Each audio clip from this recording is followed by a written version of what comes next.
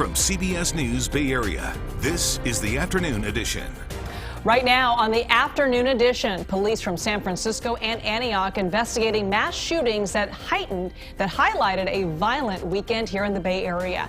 Good afternoon. I'm Elizabeth Cook. And I'm Ryan Yamamoto. The suspect wanted in a mass shooting in San Francisco's Mission District is still on the loose. The San Francisco Chronicle reporting police have identified Javier Campos as a person of interest in the case, saying he is connected to a car involved in the shooting. That shooting happened on the 6th anniversary party of the clothing store Dying Breed.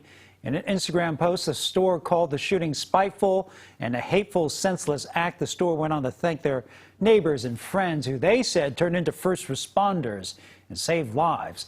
Also in San Francisco, 2 men and a woman were shot near the Stratos nightclub by San Francisco's Balboa Park. This was just before midnight on Saturday. Police have not made any arrests or released any information about a suspect. In Antioch, a shooting at a birthday party left 1 woman dead and 6 others hurt. John Ramos spoke with neighbors.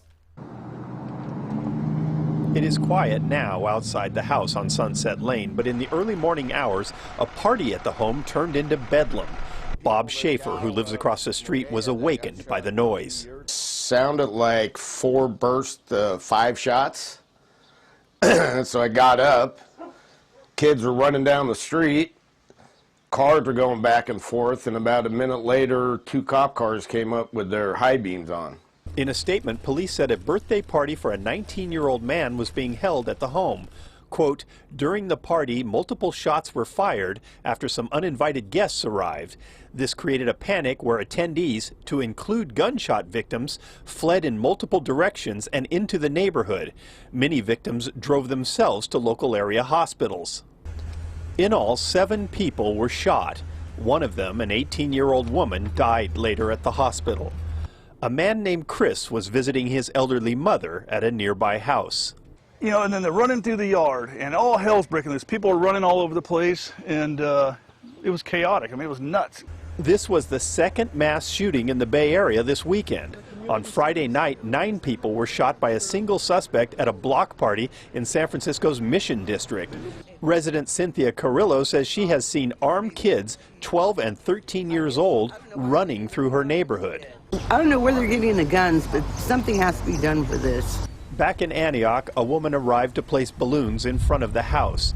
But Chris says he's seen enough. He's moving his mother out. This is nuts. I can't wait to get her out of here, move her up to Redding where she can have some peace. She don't need to deal with this. And from across the street, Bob Schaefer says he's just biding his time. Friends and family are saying, why the hell haven't I moved out of here yet? Hey, 4 years to retirement. Survived 23 years. What's another 4, huh? 17 people shot in 2 days.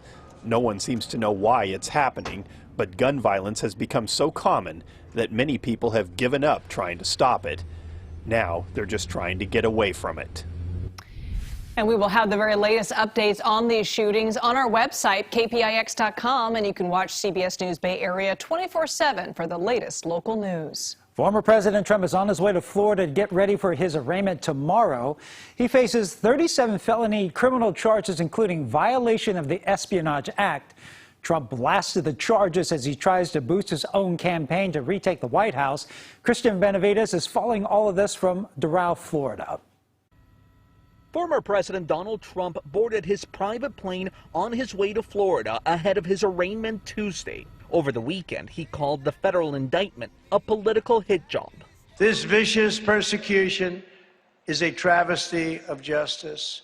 Among the 37 criminal charges Trump is facing, prosecutors say he illegally retained classified documents detailing U.S. nuclear weapons programs and documents with details about military activity and capabilities of both the U.S. and foreign countries. If even half of it is true, then he's toast. While Trump's former Attorney General William Barr dismissed characterizing this case as a witch hunt, Republican Senator Marco Rubio argued the indictment will cause certain harm to the country. This will now put all of our institutions into tremendous crisis. The judge will be attacked, the process will be attacked, the Department of Justice will be attacked. Officials here in Florida are preparing for possible protests with increased security. So far, the indictment doesn't seem to be impacting Trump's popularity with his base. He's a very strong candidate.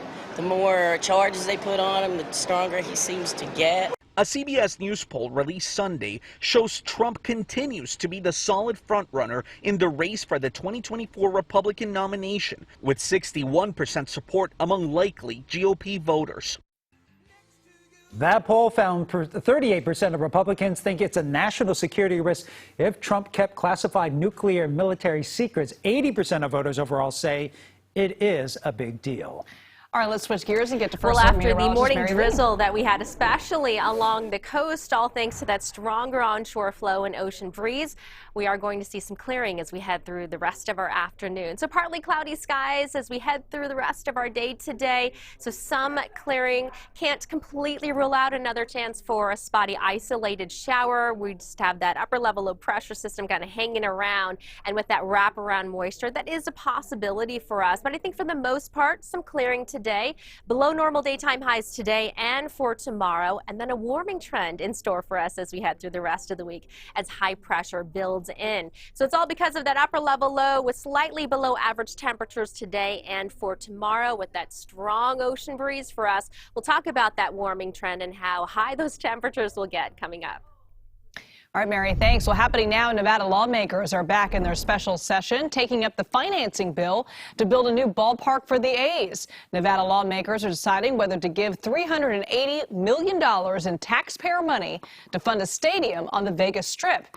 The A's have had trouble getting traction on this deal, and some lawmakers did not show up to session on Thursday, causing a delay on discussion of the deal. Lawmakers have been skeptical about the A's claim that the deal would create jobs and revenue for Southern Nevada. Well, major service cuts could be delayed for Bay Area transit agencies. Governor Gavin Newsom, lawmakers striking a budget deal last night. That deal nixes $2 billion in cuts that Newsom proposed back in January. The state transit agencies will also receive $1.1 billion in state cap and trade funds over 3 years. Barton Muni had previously predicted reaching their fiscal cliffs in 2025.